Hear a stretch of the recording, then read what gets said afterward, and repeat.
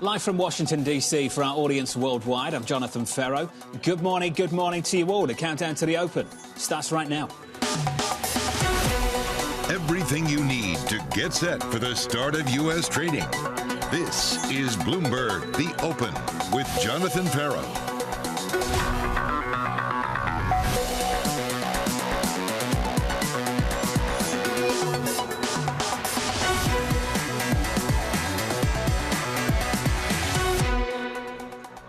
Live from Washington, coming up, one top Fed official shakes off criticism of hiking too fast. Citigroup economists say banking stress looks to be contained as the IMF says rates could head back to pre-pandemic levels.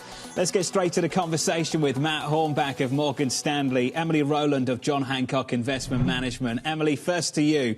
This idea from the IMF, and I'll get to their outlook in just a moment, that we can go back to pre-pandemic levels on rates. Emily, when you read that yesterday, what did you think? I think it's telling us something that could actually come to fruition here. I mean, you look at what typically happens during these cycles is the Fed hikes until something breaks and then they cut meaningfully. And central banks globally do that. In fact, we've seen the Fed funds rate come down an average of 4% over the last 4 cycles. So that brings us all the way back down to 1% on the Fed funds rate. We think that longer dated treasuries follow suit. We think, accordingly, this is a great opportunity to be invested in high-quality bonds. Matt Hornback, do you share that view?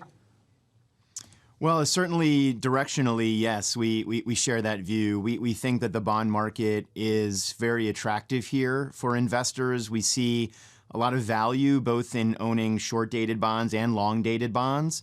We do think that the yield curve is going to steepen, John, but yeah, we think that yields are headed lower for now.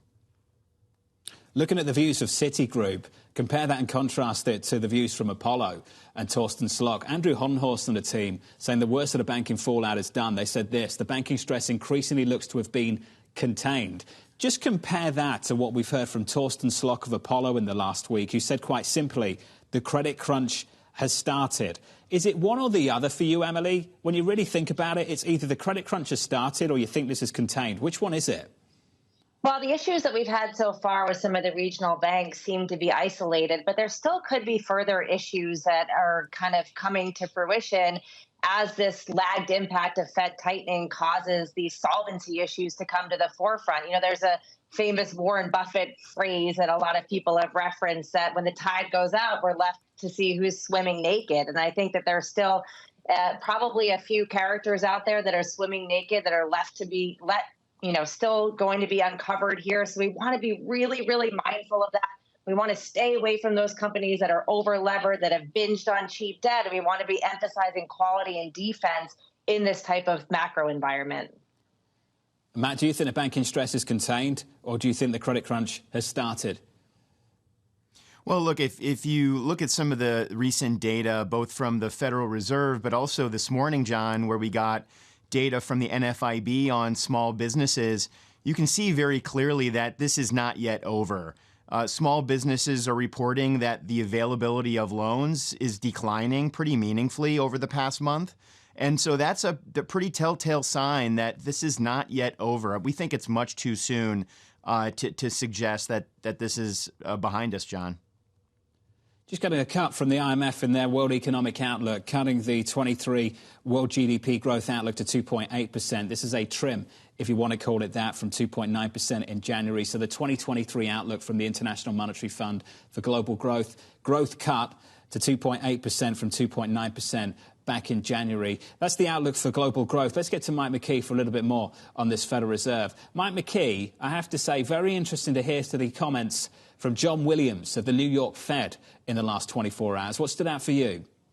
Well, he's giving the same sort of guidance that his co-workers at the Fed have been giving, that he doesn't think we're going to see rate increases continue at the same pace, but he also thinks it's not the case that they caused the problems at the banks. Tomorrow we'll get evidence on that, whether or not the problems at the banks are leading to any kind of price problems and what that means for the pace of rate increases ahead, with the CPI halving its rate of increase, but the core barely budging. And it looks like the core on a year-over-year basis, according to economists we spoke to, is actually going to rise. So does this mean the end of Fed tightening after the May meeting? This report probably not going to tell us. The other issue out there, of course, is the credit outlook. And we did see a tightening of credit standards after the bank issues. But does that continue? The senior loan officers survey won't be out until after the Fed meeting, so we don't really know at this point. But as you can see, banks tighten what they call moderately in times of recession, and we saw a big rise already in February, so does it go higher? Do we get tighter? We have not seen a real impact yet in consumer lending. Here's John Williams on that issue. He says we really don't know whether this will happen this time. We haven't seen any clear signs yet of credit conditions tightening, and we don't know how big those effects will be. But Wall Street still worried. They're still pricing in 3 cuts for the rest of the year. And Bloomberg Economics is out this morning with a prediction that we're going to see a recession in the second half of the year. Growth may be slightly positive for 2023 as a whole, but past Fed tightening and depletion of households' excess savings should tip the economy into an investment-led downturn starting in the third quarter. That's Anna Wong and Elizabeth Winger. So the debate between the markets and the Fed continues, John.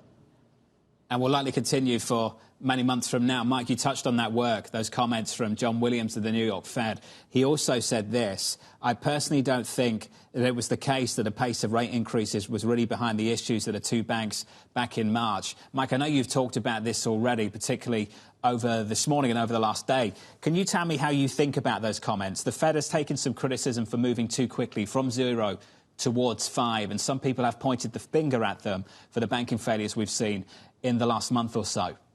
Well, here's what Williams is trying to say. The Fed moved very aggressively to raise interest rates, but they only raised interest rates at the short end. The long end went up because Wall Street was worried about inflation, and it's the long end securities that are the problems for these banks. So if the Fed hadn't acted, inflation expectations probably would have pushed long end rates down even further. And that would have been a real problem for the banks, a much bigger problem for the banks than had the Fed not moved as fast as it did. Mike McKee on the latest comments from the Federal Reserve. No doubt we'll get more of them through the week. I keep returning back to the Canada CPI coming up tomorrow. Mike McKee's going to break that down for you tomorrow morning, 8:30 Eastern time. Then after that, of course, we get the bank earnings a little bit later on in the week. JP Morgan bank earnings kicking off a little bit later in the week on Friday. This line from John Williams of the New York Fed: I don't worry too much about market expectations well off into the future. Time will tell. Matt Hornback, the spread between the market right now priced for cuts later this year and the Fed projecting interest rates to stay above 5 through the remainder of the year once they've hiked once more perhaps. Do you think that spread is something that should be of concern to this Federal Reserve? Or do you take the same line that John Williams takes, that you don't pay too much attention to it, it doesn't really matter, time will tell? Well, I think what it tells the Fed and what it tells investors in general is that the risks are significant and they are skewed to the downside for economic activity. I'll take issue with a lot of the things that President Williams said in those comments, especially those that were highlighted by Mike McKee. I don't understand this idea at all that because the Fed raised interest rates at the short end of the curve, that wouldn't have an impact on longer-term interest rates. In fact, as the Fed was raising short-term interest rates, John, inflation break-evens were coming down. So I don't quite understand that line of reasoning. It's very clear to any market observer that the Fed moving very quickly, raising interest rates, injected a lot of term premium into the bond market, which almost certainly pushed longer-term yields higher. So, gosh, there's a lot to unpack there, but it's just confusing to listen to those comments. Emily, can you unpack some of that as well? I mean, I think it comes down to the basics. There's nothing like a deeply inverted yield curve to tell you that you're making a mistake. And that's exactly what's happening here. The bond market is all over the place. You look at the 2-year Treasury yield, it was above 5, below 4.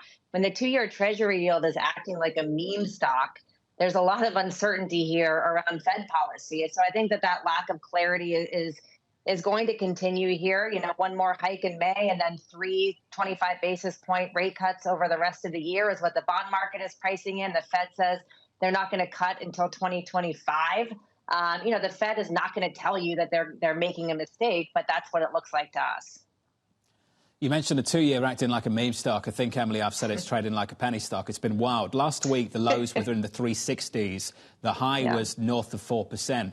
Emily, we dropped to the 360s last week because we had a string of weaker-than-expected economic data out of the United States. Then on Friday, we concluded the week with something better than expected. I just wonder where the noise is and where the signal is for you. It's a question I've asked over the last 24 hours. Can you help us answer that? Sure. Yeah, it's a late cycle environment, which is the trickiest part of the cycle. The economic data are all over the place. And then, of course, we get that jobs report on Friday, and the U.S. labor market is made of Teflon. We're seeing that continue to be the bright spot of the economy, but we are seeing some cracks. Challenger layoffs are up 300% year over year in March. Job openings are at the lowest level in over 2 years, still above pre-pandemic levels. So the labor market's okay, but initial claims are starting to inch up here. So we do think that the lagged impact of Fed tightening will impact the labor market, which is really, really critical here. The problem is the labor market is the last shoe to drop in the cycle. So we've got to see earnings come under pressure before companies really act to protect those margins by doing layoffs. And then we need to see those layoffs translate into the unemployment data. That goes up, and then the Fed can cut, and we can start the new cycle. We're just not there yet. We are stuck treading water in the never-ending late cycle period right now. It's a really tough one and a confusing one for investors. Yeah, it's been 12 months of upside surprises on the payrolls report. Matt Hornback, when you look at the totality of the data, just to borrow that phrase from the Federal Reserve, where's the noise and where's the signal currently? Well, John, the way that I look at the labor market is relative to the income that it's generating for people that are actually working. And what we're seeing in the labor market data is that income that's being generated by the labor market is slowing. The January numbers were clearly a one-off, affected by weather and seasonal factors. But the trend is very clear. Income that's being produced by the labor market is slowing. And that is what is most important here, John. If income is slowing, spending will slow. As spending slows, the economy will start to slow down. And that's what's happening. So that's what we see when we look at the labor market, and we expect that trend will continue as we make our way through the end of the year. We'll continue this conversation. Matt Hornback, Emily Rowland sticking with us. Just to recap some of the headlines we had about 10 minutes ago from the International Monetary Fund, out with their World Economic Outlook, trimming their outlook for global GDP to 2.8% from 2.9% just several months ago, saying the risks to the world growth outlook are weighted to the downside, so downside risk to that outlook from the IMF. Some more comments on that a little bit later. Earlier on this morning, we had some interesting data here stateside from the NFIB, from the National Federation of Independent Business, out a little bit early this morning. Take a listen to this line here. A net 9% of owners who borrow frequently said financing was harder to get compared to 3 months earlier. That number, that net 9%, the most since December 2012. Just something to think about as we think about the shock of the last month and how it's going to bleed through the U.S. economy. I'll return to that topic through the hour. As I say, equity futures this morning, muted price action going into the opening bell.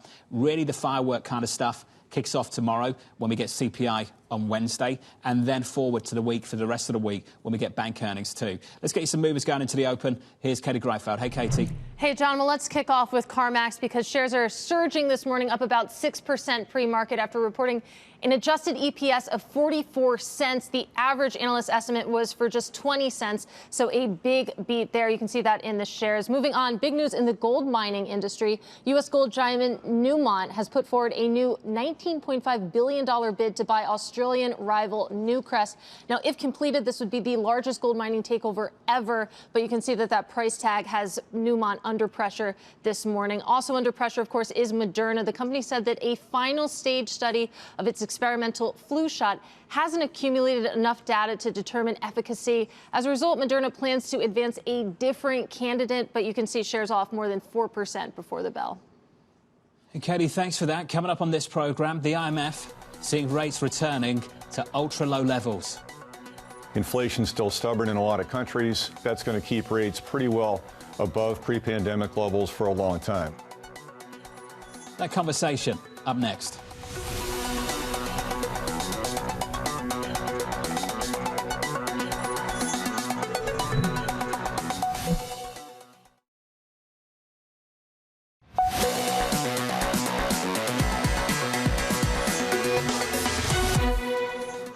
When you think about the dynamics over the last 6 to 12 months, complete shift in psychology, inflation still stubborn in a lot of countries, I think that's going to keep rates pretty well above pre-pandemic levels for a long time. So back to 2019 levels, not anytime soon, many, many years. The IMF expecting interest rates to revert back to pre-pandemic levels, writing in its latest World Economic Outlook, quote, the effective lower bound on interest rates may become binding again. This as the IMF cuts its 23 global GDP growth forecast down to 2.8% from 2.9% only back in January. Bloomberg's Katie Lyons taking a deeper look at this one in D.C. Hey, Katie. Hey, John. Well, in theory, maybe rates have to go lower as the chances of a hard landing for advanced economies, the IMF says, has increased due in part to questions around financial stability here in the U.S. As you just said, 2.8% is now the growth outlook for this year. Yes, that is down 0.1% from the level seen in January, but it's down a full percentage point from what the IMF believed in January of 2022. That is how far this growth forecast has fallen. When it comes to inflation forecast higher than expected, 7% in 2023. That is 0.4% higher than in January. Just a word, though, on the accuracy tendency of these forecasts. The IMF is only within 0.1 of a percentage point of accuracy about 6% of the time in data that Bloomberg looked back, going back to 1999. The other 94% of the time, they either over or underestimate growth by a larger amount than that. So we have to keep that in mind, especially as the IMF talks about how there is more uncertainty clouding the forecast this time around. To quote it directly, they say the recent increase in financial market volatility and multiple indicators pointing in different directions. The fog around the world economic outlook has thickened. Uncertainty is high and the balance of risk has shifted to the downside so long as the financial sector remains unsettled. This is where we turn our eyes to Janet Yellen, the U.S. Treasury Secretary, later this morning. John, she's speaking at 11 a.m. Eastern time. How does she address concern around financial stability? If I had to guess, I would think she's going to say the banking system here is sound and resilient. Bit of tension there. Katie, thank you for that. And that's what we've heard repeatedly from the Treasury Secretary over the last month or so, the last 30 days. I want to pick up on that quote from the IMF in the last 24 hours on pre-pandemic levels of interest rates. This is what they had to say. Recent increases in real interest rates are likely to be temporary. When inflation is brought back under control, advanced economies' central banks are likely to ease monetary policy and bring real interest rates back towards pre-pandemic levels. Now, Matt Hornberg, I know the conversation has shifted somewhat. Over the last 6 months, all we've talked about is how far they'll hike.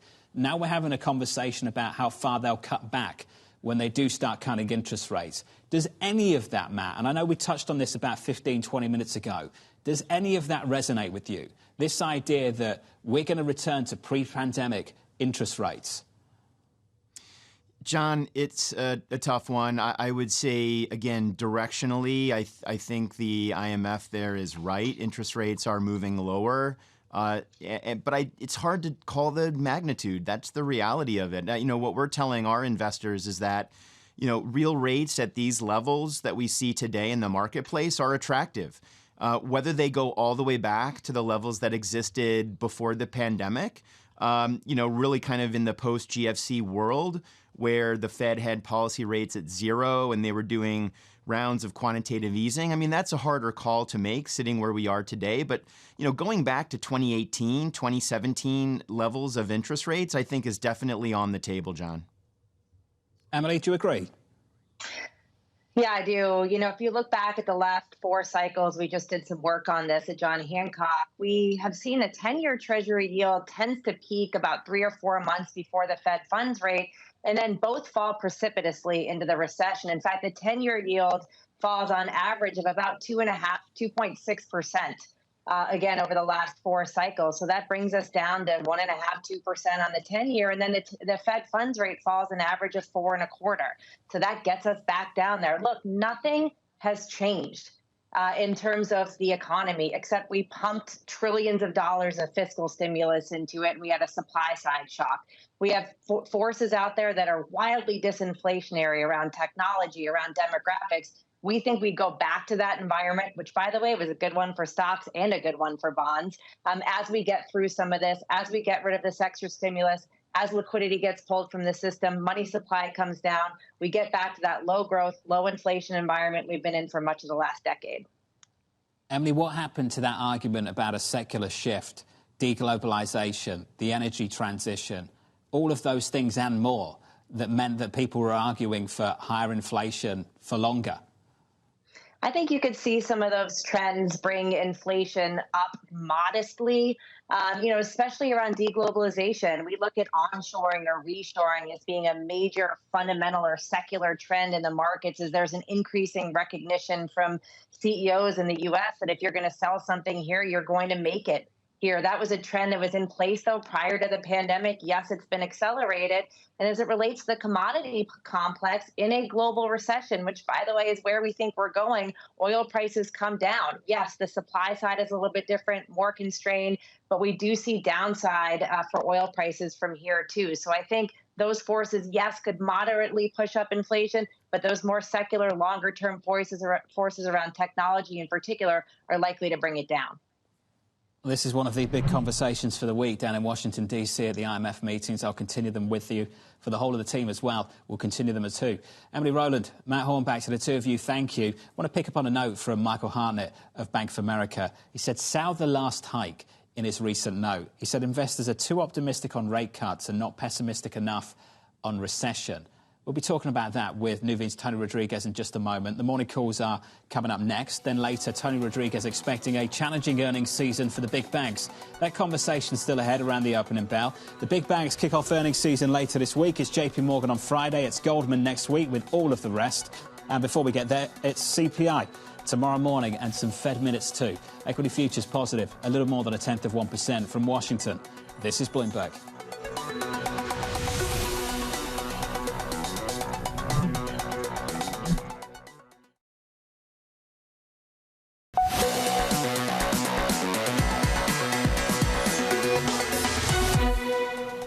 Live from Washington, D.C., the opening bell about 5 minutes away. Up in New York City, equity futures right now positive 0.1%. The Nasdaq turning negative just a little bit. We're down not even a tenth, negative 0.05%. Let's get you some morning calls. First up, Goldman upgrading Weight Watchers to buy, 132 price target, expecting the company's new obesity drug to serve as a turnaround catalyst. That stock is up in a massive way in the pre-market. Your second call from Baird, initiating coverage on Match Group with an outperform rating, seeing notable growth prospects stemming from its online dating platform. And your third and final call from Jefferies, upgrading New York Community Bank to a buy, highlighting the company's balance sheet positioning after its deal for Signature Bank. That stock up another 2.5% in the pre-market. Coming up, investors gearing up for big bank earnings on Friday. That conversation up next with Tony Rodriguez of Nuveen. Your opening bell just around the corner.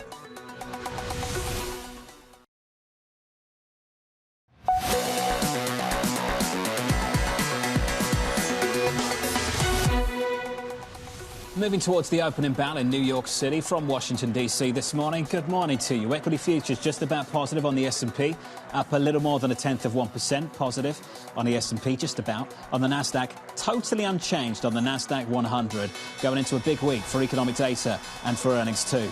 There's your opening bell. Switch up the board and get to the bond market. Yields look like this on a 10-year in America. Treasury yields basically unchanged on a 10-year maturity, 3.31.30 on a 2-year, down a single basis point, just sub 4% at 3.99 on a 2-year. This 2-year's been all over the place. Euro dollar positive, stronger euro. Euro dollar 109.20. We're positive there by 5 or 6 tenths of 1%. Also positive about 5 tenths of 1% crude. $80 and about 11 cents. 25 seconds into the session, equity shaping up as follows on the S&P, positive by not even 0.1%. The Nasdaq negative by not even 0.1%. I'll get you one stock to watch at the open. It's Newmont, the mining company making a fresh bid for its rival Newcrest, a record offer of $19.5 billion on the table. Katie Greifeld has more. Hey, Katie. Hey, John. Well, as you can imagine, this is big news in the world of gold mining. If completed, this would be the biggest takeover ever of a gold mining company. And as you would imagine, that price tag, that sweetened offer, has Newmont shares lower as trading kicks off, down about 2% or so. And Newcrest, of course, the company potentially being acquired here, shares higher just as trading gets underway, about 5% or so. So this fresh bid comes 2 months after Newmont's $17 billion all-stock offer was rejected. And the revised proposal has been heavily sweetened, John. Newcrest holders would get 0.4 shares for each share held. And the deal would also allow Newcrest to pay a franked special dividend of up to $1.10 per share. And all told, this represents a 46% premium to Newcrest's price before Newmont's initial bid back in February. And it's worth noting that Newmont, the bidder here, hasn't really benefited from gold's rise over the past 6 months or so. Newmont shares are down more than 37% over the past year, while gold itself is about 2% higher over that time, John. Katie, thanks for that. Appreciate it. That stock is positive by a little more than 5%. I want to turn to tech. China drafting plans to mandate a security review for AI services like ChatGPT. This is Alibaba unveils its new service alongside Baidu and SenseTime. Back with us for more.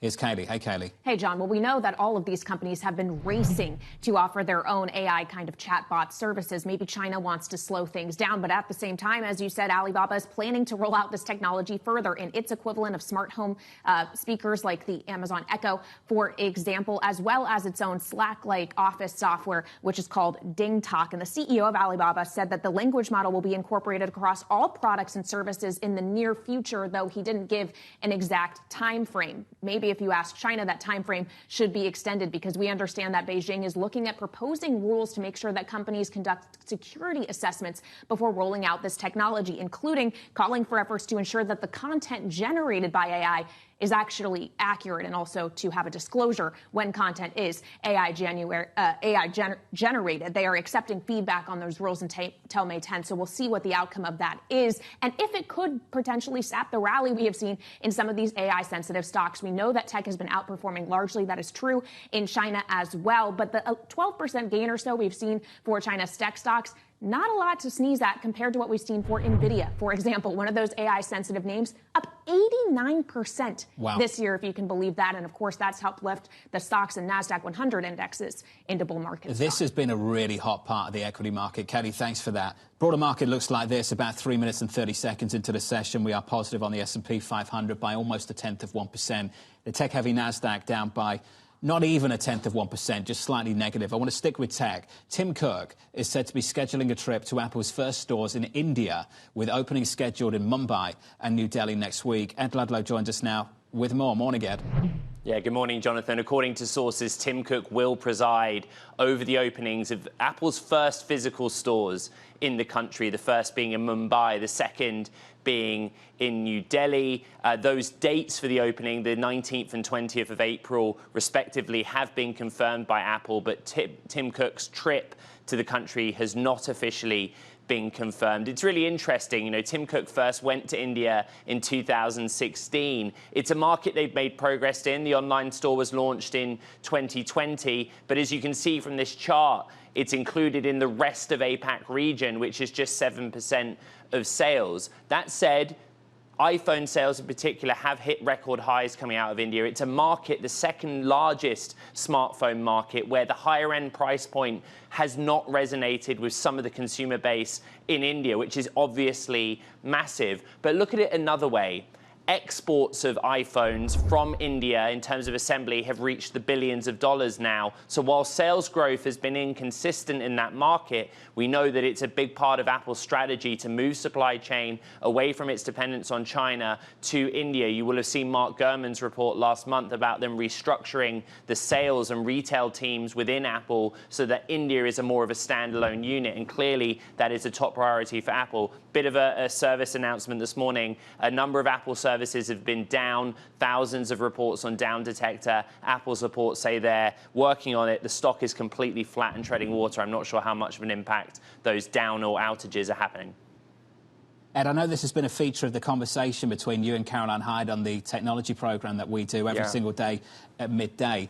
Ed, when it comes to Mark Gurman's story, can you build on that just a little bit more? Tim Cook, to me, feels like and sounds like a phenomenal diplomat. He's able to make these moves just behind the scenes without upsetting the host country we're talking about. Just what is he doing differently to the rest?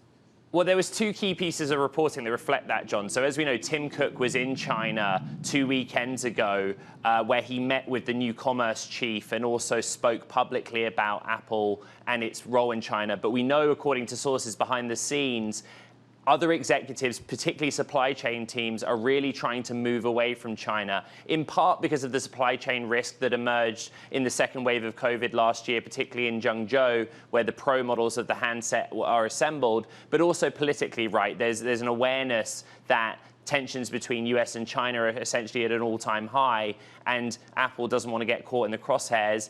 they also want to make new friends, and that's part of this story about Tim Cook going to India for the new retail stores. There's opportunity for sales growth, but remember, they're also trying to get more of their components assembled in that nation as part of supply chain diversification strategy. Hey, Ed, looking forward to the show a little bit later. Ed Ludlow there on the latest for Apple. I want to turn to earnings season. Big feature of this week's programming with JP Morgan coming up on Friday. CarMax topping Q4 profit estimates with cost-cutting measures helping offset weakening demand. The company's saying this: we believe vehicle affordability challenges continue to impact our sales performance as headwinds remain due to widespread inflationary pressures, climbing interest rates and prolonged low consumer confidence. Isabel Lee joins us now with more. Hey, Isabel. Hi, John. Yes, CarMax is soaring around 4% this morning. The company basically beat Wall Street earnings after squeezing enough profit from each used car and also countering a sales drop and softening price in used cars. So CarMax reported an adjusted profit of 44 cents. That's well above the 20-cent estimate, but it's not even half of the 98 cents we saw a year ago. The company is benefiting from the stabilization in pre-owned vehicles. That's after sliding much of last year. But this also means fewer transactions because some buyers are obviously going to be put off by these higher costs. And to your point, vehicle affordability is indeed a challenge with soaring inflation, tightening monetary policy, and low consumer confidence. The stock, however, has climbed around 9% year to date. But broadly speaking, shrinking margins have been dragging earnings of auto retailers. For instance, Carvana last month said it expects to see lower sales volumes offsetting higher gross profits. So we'll see, as you said, this kicks off the earnings seasons, and we'll see a lot on Friday. Stock is up by more than 7%. Isabel, thanks for that. The broader equity market right now, about 8 minutes into the session, positive by not even 0.1%. Really, really muted price action. I want to take it from autos to financials, looking ahead to big bank earnings kicking off on Friday with JP Morgan, Citi and Wells Fargo. Nuveen's Tony Rodriguez sounded the alarm ahead of the results and writing this: we believe financial sector earnings will be pressured, consistent with decreasing 2023 earnings growth estimates since the start of the year. Banks will be facing regulatory pressures on capital and liquidity, as well as increasing competition for customer deposits. Tony Rodriguez, I'm pleased to say, joins us right now. Tony, is the conclusion here ultimately, and welcome to the show as always, sir, is the conclusion ultimately that this is going to be a less profitable sector with the changes that you expect? Well, good morning, Jonathan. Good to be with you. And we do think that for the balance of this year, there will be earnings pressure. You know, we mentioned about rising costs for deposits, and we're also seeing that there's going to be pressure on the lending side as there's going to be greater conservatism across, we think, the banking industry from the loan side. And of course, these rising rates, we know that has pressured their balance sheets. You see the unrealized losses that are on the balance sheets of all these companies. So we take that to mean that from an equity market perspective, we think it's going to be pretty challenging for the financial sector. When we look at the fixed income space, however, we do think that their balance sheet strength, while we're going to see some weakness clearly on asset quality, it is really at a very, very strong level, and we think will support financials kind of through the balance of this year, through the bottom of this economic cycle that we're expecting to hit towards the end of the year, early next year. So on the fixed income side, we think there are opportunities in financials, but earnings will be a headwind for financials across the board.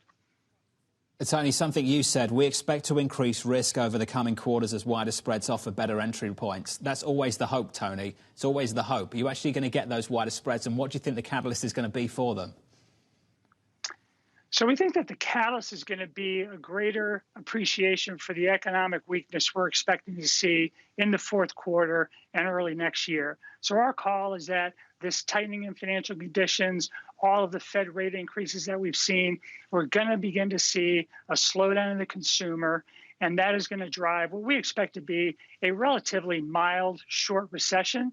But right now, we don't think that valuations necessarily fully reflect that. So we're not expecting a washout by any stretch, as you might see in a very hard landing, but we do think that you'll see some modestly better entry points as we move through the balance of the middle of the year here, given expected volatility to continue in the marketplace. And we think that weakness in the equity market will reverberate a bit into the fixed income space as well, leading to some wider spreads for risk assets. Tony, out of interest, what kind of levels are you looking for? Yeah, so Jonathan, if you look, say, what the high in spreads were back in September, October, We think we can get back to that level for the investment grade marketplace. For the high yield market, we don't think we'll necessarily retrace all of that. So that puts you in a context of maybe 25 basis points on the investment grade market in credit. When you look at kind of high yield leveraged loan space, you could see somewhere in the neighborhood of 75 to 100 basis points of widening. That will still lead to a very attractive total return outcome for investors, because starting yields here, if you look at below investment grade, we're talking 6.5 to 8.5 or 9% yields. So we think the market is pretty well positioned for mid-single to maybe slightly upper single-digit returns out of those below investment grade spaces. And we think that's an attractive return relative to equities and competing assets. Tony, right now the Treasury market is priced for interest rate cuts. You're well aware of that. The equity market, some parts of it have taken comfort from those interest rate cuts. Michael Hartnett of Bank of America said investors are too optimistic on rate cuts, not pessimistic enough on recession. He said sell the last hike. Now, when you think about selling the last hike, Tony, you've got to work out what will be the last hike. Have we seen that already at the last meeting, or is the last hike still in our future? So we think that the last hike is still in our future, and we think it'll come at the May meeting. From there, we do think that the Fed is going to be on hold, most likely for the balance of the year, even though we do think there's a possibility that by the end of the year, call it the December meeting, there may be the first cut, but otherwise it comes in the first quarter of 2024. So we think it's an on-hold Fed after this next 25 basis points for the balance of the year. And we think that the economic weakness that we're expecting is going to be a significant headwind when we look at the equity market in particular, and when we look at corporate earnings. But we do think that as we turn the corner to 24, you have a better outlook. And in fact, the data tells you that at the date of the last hike, forward-looking returns for the ag, for short treasuries, for example, all are positive. So the best entry point from a timing perspective in terms of total return is typically the date of the last hike. So we think that will be in May. And so we think that there'll be some better entry points, as I mentioned, from a risk asset perspective, but from a total return perspective and our view about underlying kind of high quality treasury rates, we do think we'll see lower yields at the end of the year than where we are today. Tony, appreciate your perspective. Always do. Tony Rodriguez there of Newmont on this equity market and on credit too, and on the Federal Reserve. 14 minutes into the session, equities just about positive by like that much on the S&P 500. The Nasdaq, the tech-heavy story, just a little bit softer this morning so far. As I keep repeating, back to the calendar. CPI tomorrow, Fed minutes, then through the week, some bank earnings too. Coming up next on this program, the US walking a fine line with China. The U.S. is not seeking to decouple from China. We're not seeking to limit China's growth. The United States and the Philippines kicking off its military drill after China concludes its own. More on that up next.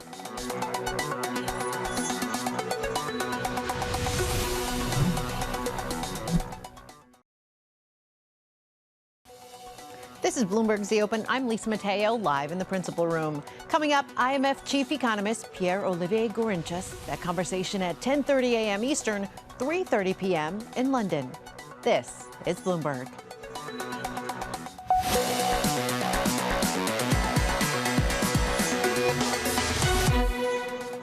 We occasionally or frequently have issues with different economic policies in China, and we will always defend U.S. economic interests as well.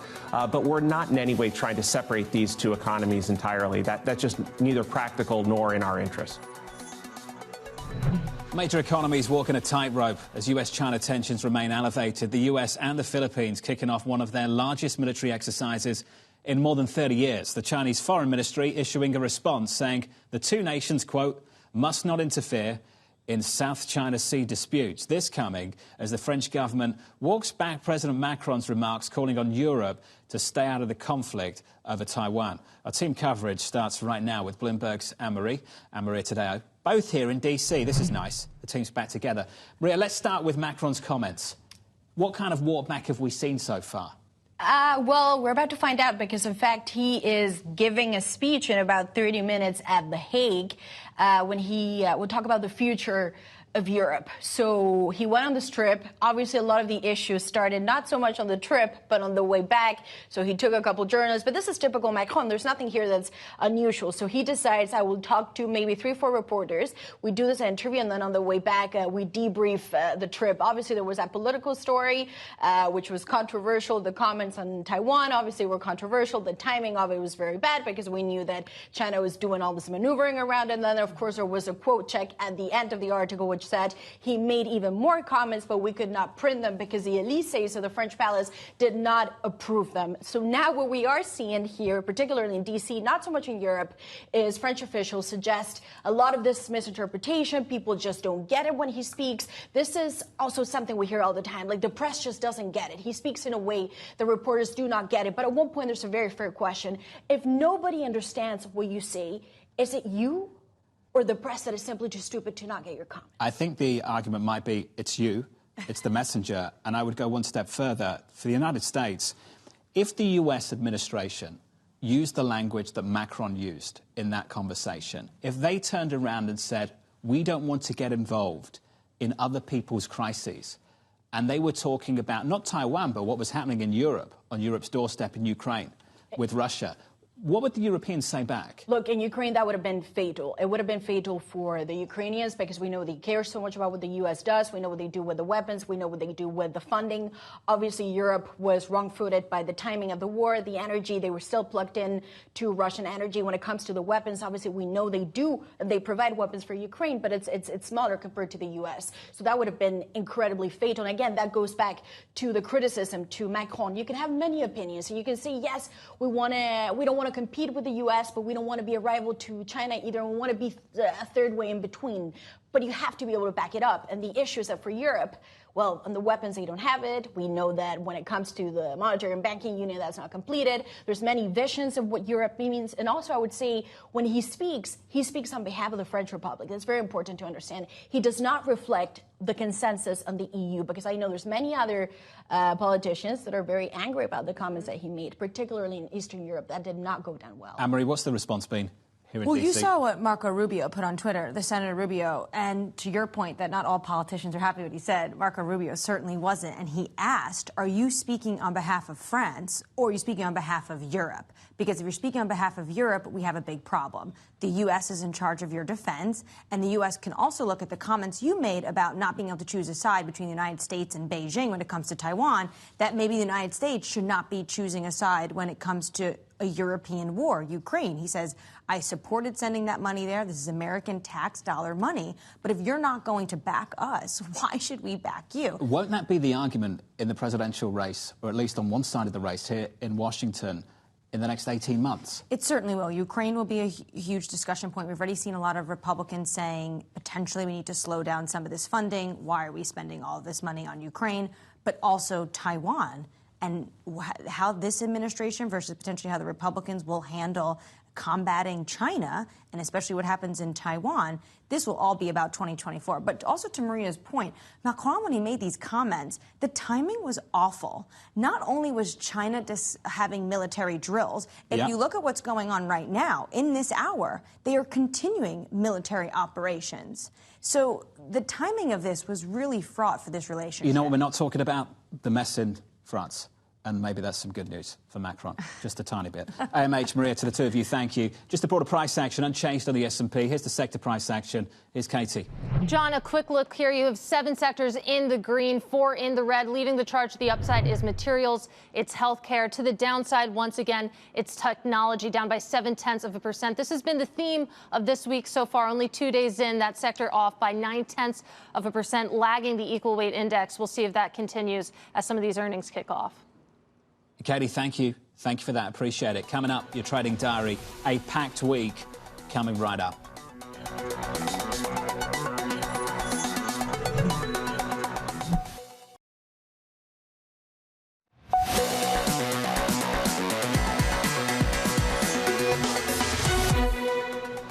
If you were looking for a day full of boring price action, so far so good for you.